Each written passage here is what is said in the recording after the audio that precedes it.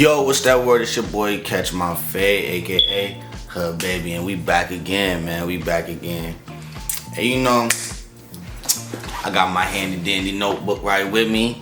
Y'all know what's going on, man. We here to talk about 5 things I wish I knew before becoming a barber, man. And I know, as new barbers, we think that we need all the best equipment. We need to go spend all this money. So before you go and spend thousands of dollars on barber equipment, you feel me, and charging $100 a cut, these are some things I think you need to know as a new barber.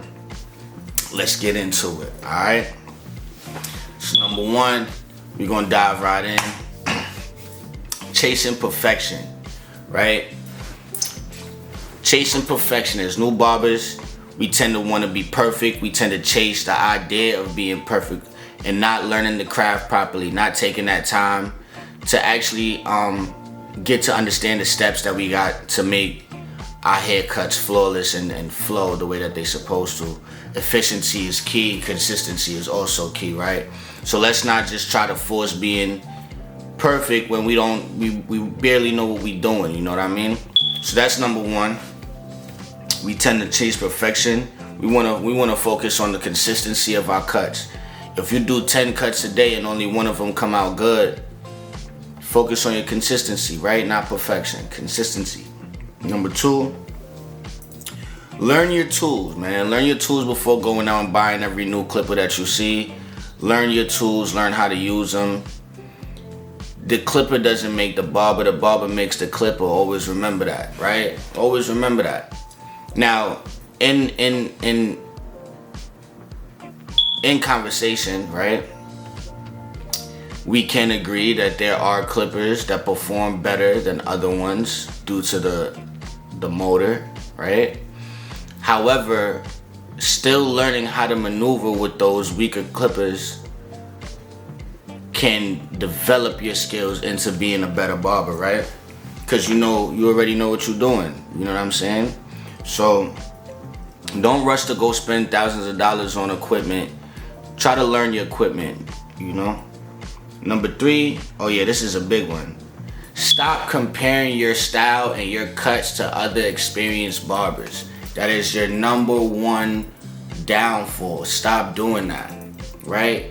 A lot of times, man, you may go into a shop, or you might come into barbering. You might enter the craft of barbering late in life, and a lot of people been cutting hair since they were in their teens. Probably cutting in their high school bathroom, probably cutting in their garage, probably cutting their friends in the crib here and there.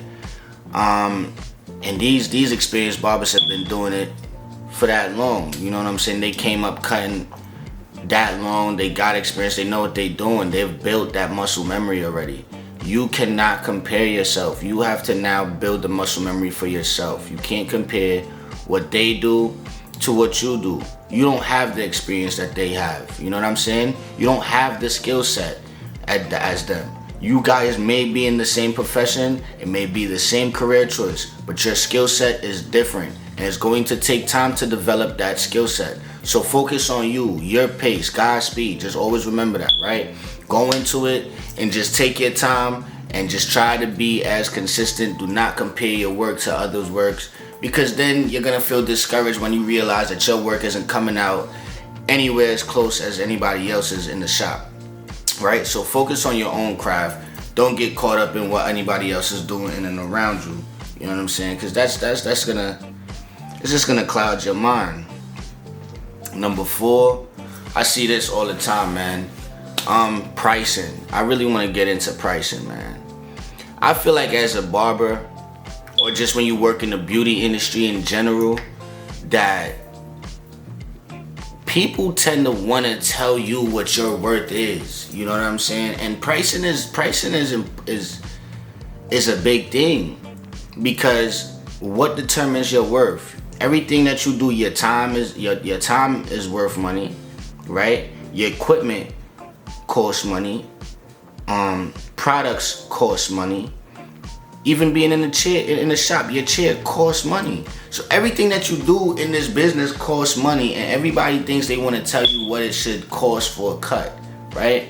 Now, when you just start off cutting, you set your price. Don't go start charging people no $50, no $80, or $100. You don't need to do that, man. Start low, live long. You know what I'm saying?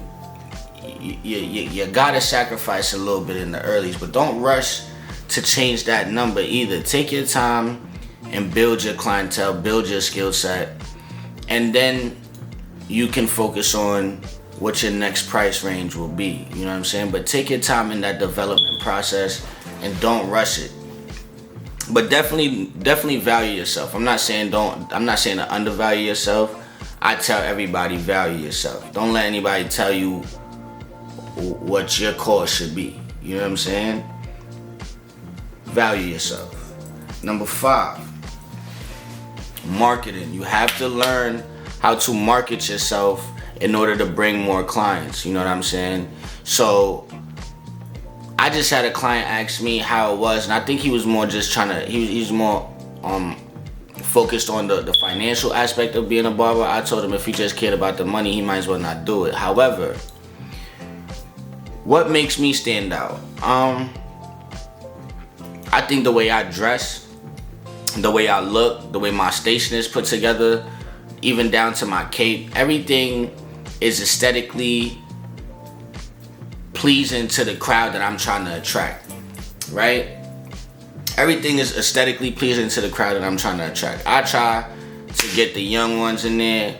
You know what I'm saying? I even got some Caribbean dudes. I'm a Caribbean man myself, so I got a lot of Caribbean clients that come to me, and it's just off aesthetic. I also make videos, so these videos right here help take me a long way. I take pictures all the time, my before and afters. I try to make posts on Instagram or social media in general about the journey and the process of how I cut and different types of cuts and stuff like that. Those things are going to get you a long way. Your content is going to reach hands and eyes that you never thought it would reach. It's going to reach ears you never thought it was going to reach.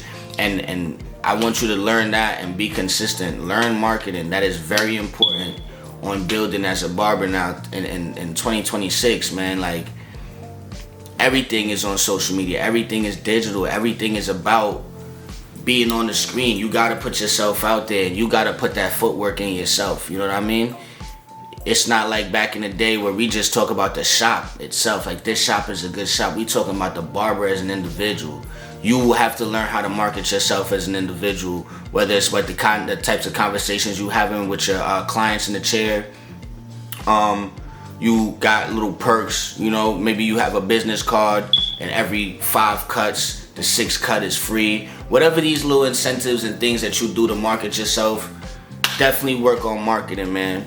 And that's where we going. But you know, if you guys agree or even have any more ideas or things like that you think can help new barbers, man, drop a comment. My bad. Drop it in the comments for me. I've been rocking with y'all been rocking with me. Drop a like, share, subscribe. I love y'all, man. I'm out of here.